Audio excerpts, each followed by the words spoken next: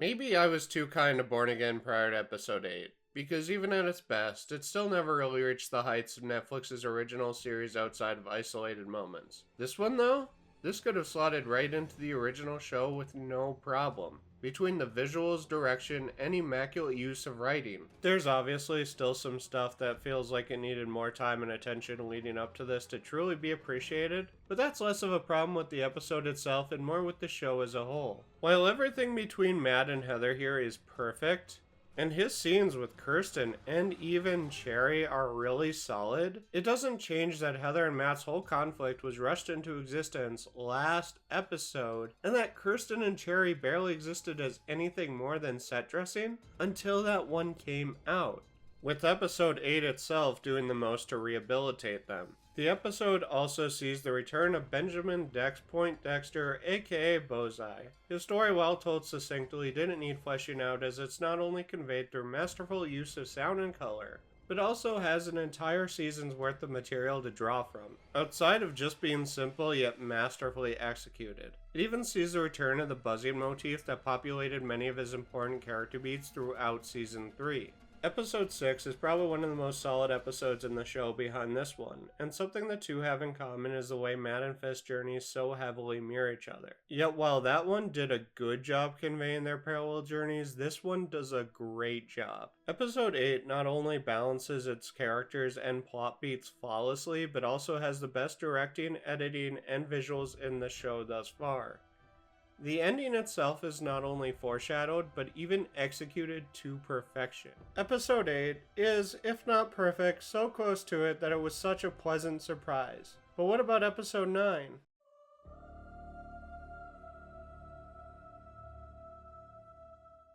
Originally, my episode 8 review ended with me talking about my worries for episode 9, as it had an hour to tie up season 1.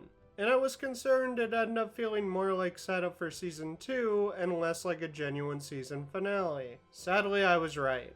And what we got was a good episode but a terrible season finale.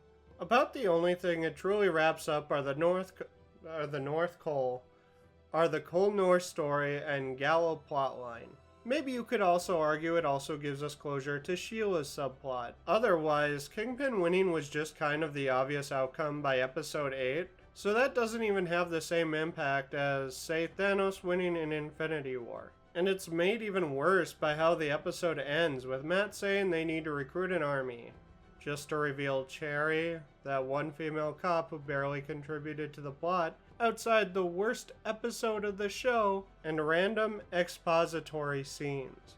And a bunch of random cops. No Jessica Jones, Luke Cage, not even fucking Mahoney. About the only hope the episode gives for any actually worthwhile additions to said army is the shots we get of Angela watching the city descend into authoritarianism, the glimpses we get of Jack aka Swordsman, who will hopefully be freed and recruited in season 2, and Bullseye standing in front of a symbolically shattered pane of glass. I'd say it's so dire I'm begging and pleading with the show to give us Bullseye as an ally in season 2, but no, one of the best things about the episode is that it makes him believable as a potential ally against Fist next season. Probably the worst thing, however, is how badly Cole North was used here. He is set up as a big fucking deal. I mean, he is the man who killed Hector Ayala. The man who essentially made the court ruling that Hector was innocent pointless. His defeat, Frank and Matt's revelation of who he is, those should have been a big fucking deal. Instead, he's just another random cop. Except, unlike the rest of the nobodies, he got a weirdly unnecessary amount of focus, without any real characterization.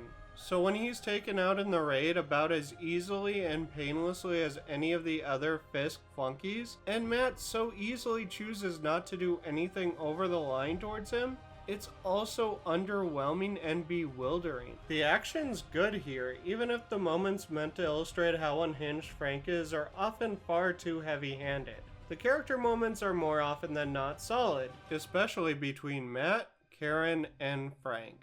Even if Karen's return feels as rushed as her exit earlier in the show did. Unfortunately, I can't show you the episode's best moment, but for once, the modern MCU has followed through on its promise of truly brutal moments. Gallo's death being straight out of a splatter film, down to the amazing practical effects. The episode had a decent amount going for it, and had it been in, say, the middle of the season, I probably would have enjoyed it so much more. But as is, this is one of the worst season finales I've ever seen, being probably 75 to 80% setup. It's unfortunately very clear that they just split up one whole season into 2 parts. Overall, season 1 is an inconsistent mess that goes from good to decent, has only one episode even comparable in quality to the Netflix show, and ends on an incredibly low note. Hopefully next season will be a world above what we got here and actually end on a high note. After all, while it's nice to have Daredevil back, I don't think I'd be all that disappointed living in a world without Daredevil. Born Again Season 1. How did we get from me promising that this would take 2 weeks to just almost an entire month later, if not an entire month later? As much as I hate to say it, just kind of laziness and burnout, I decided to watch the Devil May Cry series. And I was one of those weird fans that actually liked the Netflix series. Opinion of Adi Shankar, that's its own rabbit hole. But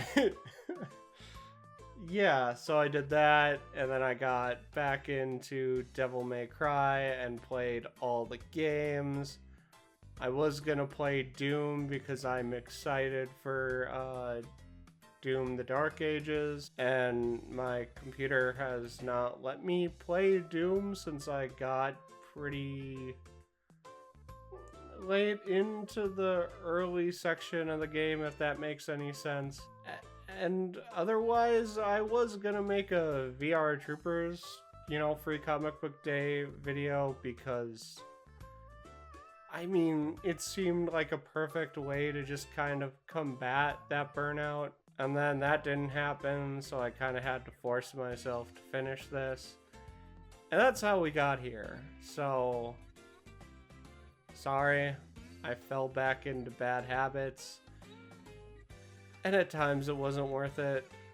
I mean, I beat Devil May Cry 2 as Dante and Lucia.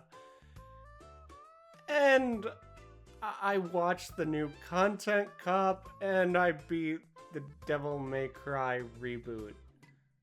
Mistakes were made.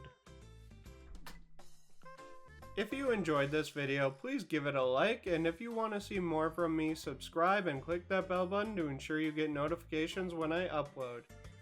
Also, don't forget to leave a comment if you have thoughts on the show, Episode 8, 9, or my review.